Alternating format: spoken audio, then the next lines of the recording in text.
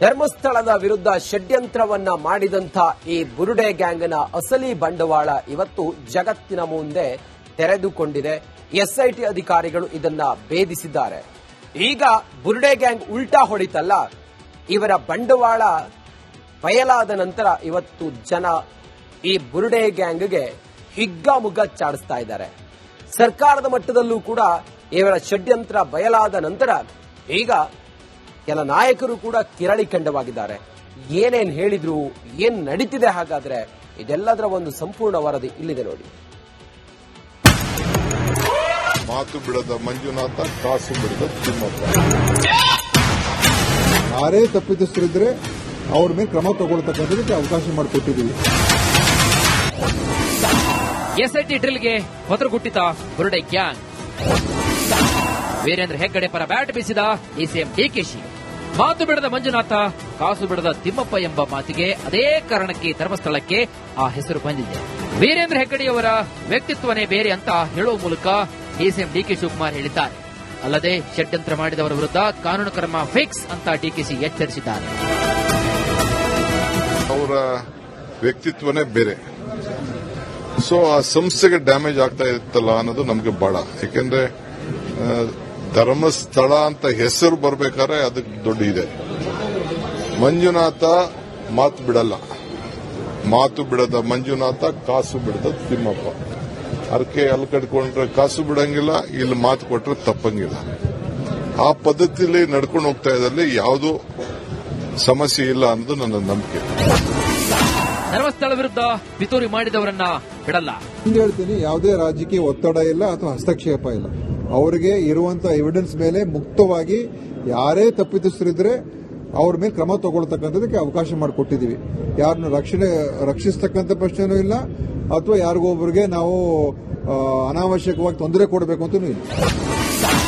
ಶಸ್ತ್ರಾಸ್ತ್ರ ಬಿಸಾಡಿ ಬುರುಡೆ ಗ್ಯಾಂಗ್ ಓಡಿ ಹೋಗಿದೆ. ಅವರು ಬಹಳ ಧೈರ್ಯವಾಗಿ ಅಬ್ಬರಿಸುವಾಗ ಕೆಲವರು ಏನು ಹೇಳಿದ್ರು, ಓ ಹೌದಪ್ಪ ಧರ್ಮಸ್ಥಳದಲ್ಲಿ ನಿಂತದಿರ್ಬೋದು, ಹಾಗಾಗಿ ಇಷ್ಟು ಧೈರ್ಯ ಅಂತ ಹೇಳ್ತಿದ್ದಾರೆ ಅಂತ. ಈಗ ಆ ಧೈರ್ಯ ಎಲ್ಲಿ ಹೋಯ್ತು ಇವರಿಗೆ? ಯಾಕೆ ಹೈಕೋರ್ಟಿಗೆ ಕಾಶಿಗೆ ಹೋದ್ರು? ಈಗ ಯಾಕೆ ಬಂಧನದ ಭೀತಿಯಿಂದ ತಪ್ಪಿಸಬೇಕು, ಆ ಎಫ್ಐಆರ್ ಅನ್ನು ರದ್ದು ಮಾಡಬೇಕು? ನಾವು ಈಗ ಹೇಳಿ ಹೋಗಿ ಎಸ್ಐಟಿ ಮುಂದೆ ಏನು ಮಾಡಿದ್ರು ತಯಾರು, ನಮ್ಮನ್ನು ಬಂಧಿಸಿದ್ರೆ ನಾವು ರೆಡಿ ಇದ್ದೇವೆ ಅಂತೇಳಿ ಬರಲಿ.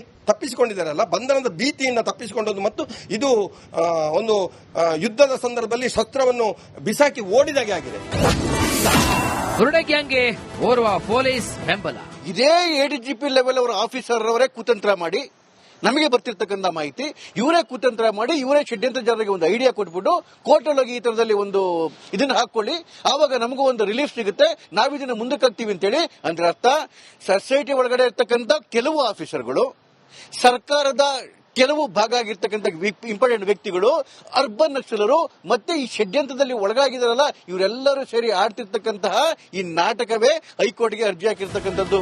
ಬುರುಡೆ ಗ್ಯಾಂಗ್ಗೆ ಚಿಂತೆ ಶುರುವಾಗಿತ್ತು. ಸದ್ಯಕ್ಕೆ ನ್ಯಾಯಾಲಯ ಸಣ್ಣ ಒಂದು ರೀಲೂಫ್ ಕೊಟ್ಟಿದೆ. ಈ ಪ್ರಕರಣ ಮುಂದೆ ಅದೆಲ್ಲಿಗೆ ಹೋಗಿ ನಿಲ್ಲುತ್ತೋ ಕಾದು ನೋಡಬೇಕಾಗಿದೆ. ಬೇರೆ ರಿಪೋರ್ಟ್, ರಿಪಬ್ಲಿಕ್ ಕನ್ನಡ.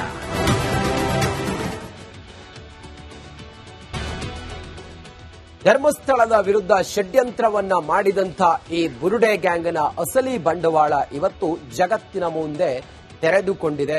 ಎಸ್ಐಟಿ ಅಧಿಕಾರಿಗಳು ಇದನ್ನ ಭೇದಿಸಿದ್ದಾರೆ.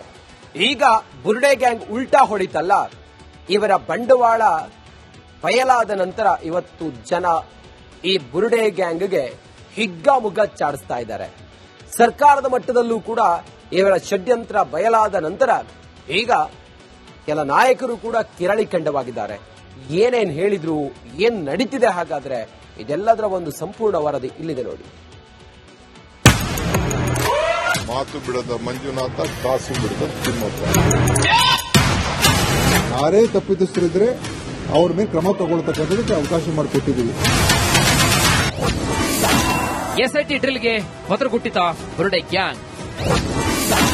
ವೀರೇಂದ್ರ ಹೆಗ್ಗಡೆ ಪರ ಬ್ಯಾಟ್ ಬೀಸಿದ ಡಿಸಿಎಂ ಡಿಕೆಶಿ. ಮಾತು ಬಿಡದ ಮಂಜುನಾಥ, ಕಾಸು ಬಿಡದ ತಿಮ್ಮಪ್ಪ ಎಂಬ ಮಾತಿಗೆ ಅದೇ ಕಾರಣಕ್ಕೆ ಧರ್ಮಸ್ಥಳಕ್ಕೆ ಆ ಹೆಸರು ಬಂದಿದೆ. ವೀರೇಂದ್ರ ಹೆಗ್ಗಡೆಯವರ ವ್ಯಕ್ತಿತ್ವನೇ ಬೇರೆ ಅಂತ ಹೇಳುವ ಮೂಲಕ ಡಿಸಿಎಂ ಡಿಕೆ ಶಿವಕುಮಾರ್ ಹೇಳಿದ್ದಾರೆ. ಅಲ್ಲದೆ ಷಡ್ಯಂತ್ರ ಮಾಡಿದವರ ವಿರುದ್ಧ ಕಾನೂನು ಕ್ರಮ ಫಿಕ್ಸ್ ಅಂತ ಡಿಕೆಶಿ ಎಚ್ಚರಿಸಿದ್ದಾರೆ. ಅವರ ವ್ಯಕ್ತಿತ್ವನೇ ಬೇರೆ.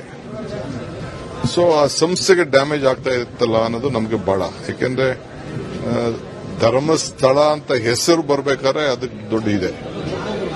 ಮಂಜುನಾಥ ಮಾತು ಬಿಡಲ್ಲ, ಮಾತು ಬಿಡದ ಮಂಜುನಾಥ, ಕಾಸು ಬಿಡದ ತಿಮ್ಮಪ್ಪ. ಅದಕ್ಕೆ ಅಲ್ಲಿ ಕಟ್ಕೊಂಡ್ರೆ ಕಾಸು ಬಿಡಂಗಿಲ್ಲ, ಇಲ್ಲಿ ಮಾತು ಕೊಟ್ರೆ ತಪ್ಪಂಗಿಲ್ಲ.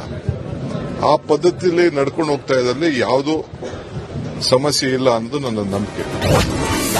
ಧರ್ಮಸ್ಥಳ ವಿರುದ್ಧ ಪಿತೂರಿ ಮಾಡಿದವರನ್ನ ಬಿಡಲ್ಲ. ಹಿಂಗೆ ಹೇಳ್ತೀನಿ, ಯಾವುದೇ ರಾಜಕೀಯ ಒತ್ತಡ ಇಲ್ಲ ಅಥವಾ ಹಸ್ತಕ್ಷೇಪ ಇಲ್ಲ. ಅವರಿಗೆ ಇರುವಂತ ಎವಿಡೆನ್ಸ್ ಮೇಲೆ ಮುಕ್ತವಾಗಿ ಯಾರೇ ತಪ್ಪಿತಸ್ಥರಿದ್ರೆ ಅವ್ರ ಮೇಲೆ ಕ್ರಮ ತಗೊಳ್ತಕ್ಕಂಥದಕ್ಕೆ ಅವಕಾಶ ಮಾಡಿಕೊಟ್ಟಿದ್ದೀವಿ. ಯಾರನ್ನು ರಕ್ಷಿಸ್ತಕ್ಕಂಥ ಪ್ರಶ್ನೆನೂ ಇಲ್ಲ ಅಥವಾ ಯಾರಿಗೊಬ್ಬರಿಗೆ ನಾವು ಅನಾವಶ್ಯಕವಾಗಿ ತೊಂದರೆ ಕೊಡಬೇಕು ಅಂತಲೂ ಇಲ್ಲ. ಶಸ್ತ್ರಾಸ್ತ್ರ ಬಿಸಾಡಿ ಬುರುಡೆ ಗ್ಯಾಂಗ್ ಓಡಿ ಹೋಗಿದೆ. ಅವರು ಬಹಳ ಧೈರ್ಯವಾಗಿ ಅಬ್ಬರಿಸುವಾಗ ಕೆಲವರು ಏನು ಹೇಳಿದ್ರು, ಹೌದಪ್ಪ ಧರ್ಮಸ್ಥಳ ನಿಂತದಿರ್ಬೋದು, ಹಾಗಾಗಿ ಇಷ್ಟು ಧೈರ್ಯ ಹೇಳ್ತಿದ್ದಾರೆ ಅಂತ. ಈಗ ಆ ಧೈರ್ಯ ಎಲ್ಲಿ ಹೋಯ್ತು ಇವರಿಗೆ? ಯಾಕೆ ಹೈಕೋರ್ಟಿಗೆ ಕಾಶಿಗೆ ಹೋದ್ರು? ಈಗ ಯಾಕೆ ಬಂಧನದ ಭೀತಿಯಿಂದ ತಪ್ಪಿಸಬೇಕು, ಆ ಎಫ್ಐಆರ್ ಅನ್ನು ರದ್ದು ಮಾಡಬೇಕು? ನಾವು ಈಗ ಹೇಳಿ ಹೋಗಿ SIT ಮುಂದೆ ಏನು ಮಾಡಿದ್ರು ತಯಾರು, ನಮ್ಮನ್ನು ಬಂಧಿಸಿದ್ರೆ ನಾವು ರೆಡಿ ಇದ್ದೇವೆ ಅಂತೇಳಿ ಬರಲಿ. ತಪ್ಪಿಸಿಕೊಂಡಿದ್ದಾರಲ್ಲ, ಬಂಧನದ ಭೀತಿಯಿಂದ ತಪ್ಪಿಸಿಕೊಂಡದ್ದು. ಮತ್ತು ಇದು ಒಂದು ಯುದ್ಧದ ಸಂದರ್ಭದಲ್ಲಿ ಶಸ್ತ್ರವನ್ನು ಬಿಸಾಕಿ ಓಡಿದಾಗೆ ಆಗಿದೆ. ಬುರುಡೆ ಗ್ಯಾಂಗ್ಗೆ ಓರ್ವ ಪೊಲೀಸ್ ಬೆಂಬಲ. ಇದೇ ADGP ಲೆವೆಲ್ ಅವರ ಆಫೀಸರ್ ಅವರೇ ಕುತಂತ್ರ ಮಾಡಿ ನಮಗೆ ಬರ್ತಿರ್ತಕ್ಕಂಥ ಮಾಹಿತಿ ಇವರೇ ಕುತಂತ್ರ ಮಾಡಿ ಇವರೇ ಷಡ್ಯಂತ್ರ ಜನರಿಗೆ ಒಂದು ಐಡಿಯಾ ಕೊಟ್ಬಿಟ್ಟು ಕೋರ್ಟಲ್ಲಿ ಈ ತರದಲ್ಲಿ ಒಂದು ಇದನ್ನ ಹಾಕೊಳ್ಳಿ, ಆವಾಗ ನಮಗೂ ಒಂದು ರಿಲೀಫ್ ಸಿಗುತ್ತೆ, ನಾವಿದನ್ನ ಮುಂದಕ್ಕೆ ಹಾಕ್ತೀವಿ ಅಂತೇಳಿ. ಅಂದ್ರೆ ಅರ್ಥ, ಸೊಸೈಟಿ ಒಳಗಡೆ ಇರ್ತಕ್ಕಂಥ ಕೆಲವು ಆಫೀಸರ್ಗಳು, ಸರ್ಕಾರದ ಕೆಲವು ಭಾಗ ಆಗಿರ್ತಕ್ಕಂಥ ಇಂಪಾರ್ಟೆಂಟ್ ವ್ಯಕ್ತಿಗಳು, ಅರ್ಬನ್ ನಕ್ಸಲರು ಮತ್ತೆ ಈ ಷಡ್ಯಂತ್ರದಲ್ಲಿ ಒಳಗಾಗಿದಾರಲ್ಲ, ಇವರೆಲ್ಲರೂ ಸೇರಿ ಆಡ್ತಿರ್ತಕ್ಕಂತಹ ಈ ನಾಟಕವೇ ಹೈಕೋರ್ಟ್ಗೆ ಅರ್ಜಿ ಹಾಕಿರ್ತಕ್ಕಂಥದ್ದು. ಬುರುಡೆ ಗ್ಯಾಂಗ್ಗೆ ಚಿಂತೆ ಶುರುವಾಗಿತ್ತು. ಸದ್ಯಕ್ಕೆ ನ್ಯಾಯಾಲಯ ಸಣ್ಣ ಒಂದು ರಿಲೀಫ್ ಕೊಟ್ಟಿದೆ. ಈ ಪ್ರಕರಣ ಮುಂದೆ ಅದೆಲ್ಲಿಗೆ ಹೋಗಿ ನಿಲ್ಲುತ್ತೋ ಕಾದು ನೋಡಬೇಕಾಗಿದೆ. ಬೇರೆ ರಿಪೋರ್ಟ್, ರಿಪಬ್ಲಿಕ್ ಕನ್ನಡ.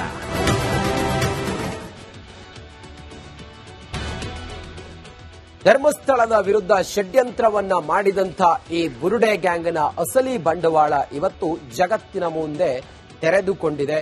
SIT ಅಧಿಕಾರಿಗಳು ಇದನ್ನ ಭೇದಿಸಿದ್ದಾರೆ.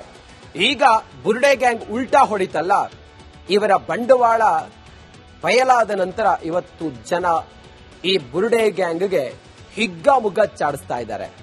ಸರ್ಕಾರದ ಮಟ್ಟದಲ್ಲೂ ಕೂಡ ಇವರ ಷಡ್ಯಂತ್ರ ಬಯಲಾದ ನಂತರ ಈಗ ಕೆಲ ನಾಯಕರು ಕೂಡ ಕಿರಳಿಖಂಡವಾಗಿದ್ದಾರೆ. ಏನೇನ್ ಹೇಳಿದ್ರು, ಏನ್ ನಡೀತಿದೆ, ಹಾಗಾದ್ರೆ ಇದೆಲ್ಲದರ ಒಂದು ಸಂಪೂರ್ಣ ವರದಿ ಇಲ್ಲಿದೆ ನೋಡಿ. ಮಾತು ಬಿಡದ ಮಂಜುನಾಥ, ಕಾಸು ಬಿಡದ ತಿಮ್ಮಪ್ಪ. ಯಾರೇ ತಪ್ಪಿತಸ್ಥರಿದ್ರೆ ಅವ್ರ ಮೇಲೆ ಕ್ರಮ ತಗೊಳ್ತಕ್ಕಂಥದಕ್ಕೆ ಅವಕಾಶ ಮಾಡಿಕೊಟ್ಟಿದ್ದೀವಿ. SIT ಡ್ರಿಲ್ಗೆ ಹೊತ್ತರುಗುಟ್ಟಿತ ಬುರುಡೆ ಗ್ಯಾಂಗ್. ವೀರೇಂದ್ರ ಹೆಗ್ಗಡೆ ಪರ ಬ್ಯಾಟ್ ಬೀಸಿದ DCM DKC. ಮಾತು ಬಿಡದ ಮಂಜುನಾಥ, ಕಾಸು ಬಿಡದ ತಿಮ್ಮಪ್ಪ ಎಂಬ ಮಾತಿಗೆ ಅದೇ ಕಾರಣಕ್ಕೆ ಧರ್ಮಸ್ಥಳಕ್ಕೆ ಆ ಹೆಸರು ಬಂದಿದೆ. ವೀರೇಂದ್ರ ಹೆಗ್ಗಡೆಯವರ ವ್ಯಕ್ತಿತ್ವನೇ ಬೇರೆ ಅಂತ ಹೇಳುವ ಮೂಲಕ DCM DK ಶಿವಕುಮಾರ್ ಹೇಳಿದ್ದಾರೆ. ಅಲ್ಲದೆ ಷಡ್ಯಂತ್ರ ಮಾಡಿದವರ ವಿರುದ್ಧ ಕಾನೂನು ಕ್ರಮ ಫಿಕ್ಸ್ ಅಂತ DKC ಎಚ್ಚರಿಸಿದ್ದಾರೆ. ಅವರ ವ್ಯಕ್ತಿತ್ವನೇ ಬೇರೆ. ಸೊ ಆ ಸಂಸ್ಥೆಗೆ ಡ್ಯಾಮೇಜ್ ಆಗ್ತಾ ಇರುತ್ತಲ್ಲ ಅನ್ನೋದು ನಮಗೆ ಬಹಳ. ಯಾಕೆಂದ್ರೆ ಧರ್ಮಸ್ಥಳ ಅಂತ ಹೆಸರು ಬರ್ಬೇಕಾದ್ರೆ ಅದಕ್ಕೆ ದೊಡ್ಡ ಇದೆ. ಮಂಜುನಾಥ ಮಾತು ಬಿಡಲ್ಲ, ಮಾತು ಬಿಡದ ಮಂಜುನಾಥ, ಕಾಸು ಬಿಡದ ತಿಮ್ಮಪ್ಪ. ಅದಕ್ಕೆ ಅಲ್ಲಿ ಕಟ್ಕೊಂಡ್ರೆ ಕಾಸು ಬಿಡಂಗಿಲ್ಲ, ಇಲ್ಲಿ ಮಾತು ಕೊಟ್ರೆ ತಪ್ಪಂಗಿಲ್ಲ. ಆ ಪದ್ಧತಿಯಲ್ಲಿ ನಡ್ಕೊಂಡು ಹೋಗ್ತಾ ಇದ್ದಲ್ಲಿ ಯಾವುದೂ ಸಮಸ್ಯೆ ಇಲ್ಲ ಅನ್ನೋದು ನನ್ನ ನಂಬಿಕೆ. ಧರ್ಮಸ್ಥಳ ವಿರುದ್ಧ ಪಿತೂರಿ ಮಾಡಿದವರನ್ನ ಬಿಡಲ್ಲ. ಹಿಂಗೆ ಹೇಳ್ತೀನಿ, ಯಾವುದೇ ರಾಜಕೀಯ ಒತ್ತಡ ಇಲ್ಲ ಅಥವಾ ಹಸ್ತಕ್ಷೇಪ ಇಲ್ಲ. ಅವರಿಗೆ ಇರುವಂತ ಎವಿಡೆನ್ಸ್ ಮೇಲೆ ಮುಕ್ತವಾಗಿ ಯಾರೇ ತಪ್ಪಿತಸ್ಥರಿದ್ರೆ ಅವ್ರ ಮೇಲೆ ಕ್ರಮ ತಗೊಳ್ತಕ್ಕಂಥದಕ್ಕೆ ಅವಕಾಶ ಮಾಡಿಕೊಟ್ಟಿದ್ದೀವಿ. ಯಾರನ್ನು ರಕ್ಷಿಸ್ತಕ್ಕಂಥ ಪ್ರಶ್ನೆನೂ ಇಲ್ಲ ಅಥವಾ ಯಾರಿಗೊಬ್ಬರಿಗೆ ನಾವು ಅನಾವಶ್ಯಕವಾಗಿ ತೊಂದರೆ ಕೊಡಬೇಕು ಅಂತಲೂ ಇಲ್ಲ. ಶಸ್ತ್ರಾಸ್ತ್ರ ಬಿಸಾಡಿ ಬುರುಡೆ ಗ್ಯಾಂಗ್ ಓಡಿ ಹೋಗಿದೆ. ಅವರು ಬಹಳ ಧೈರ್ಯವಾಗಿ ಅಬ್ಬರಿಸುವಾಗ ಕೆಲವರು ಏನು ಹೇಳಿದ್ರು, ಹೌದಪ್ಪ ಧರ್ಮಸ್ಥಳ ನಿಂತದಿರ್ಬೋದು, ಹಾಗಾಗಿ ಇಷ್ಟು ಧೈರ್ಯ ಹೇಳ್ತಿದ್ದಾರೆ ಅಂತ. ಈಗ ಆ ಧೈರ್ಯ ಎಲ್ಲಿ ಹೋಯ್ತು ಇವರಿಗೆ?